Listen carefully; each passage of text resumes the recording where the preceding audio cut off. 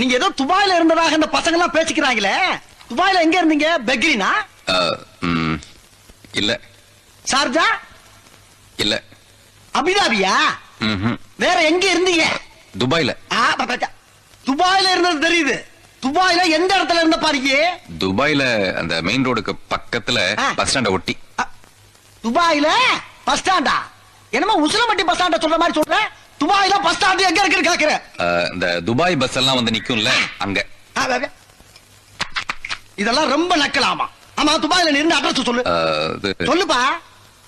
சொல்லுங்கறல. Number 6 விவேகானந்தர் தெரு, Dubai குறுக்கு சந்து, Dubai main road, Dubai. திருப்பி சொல்லு.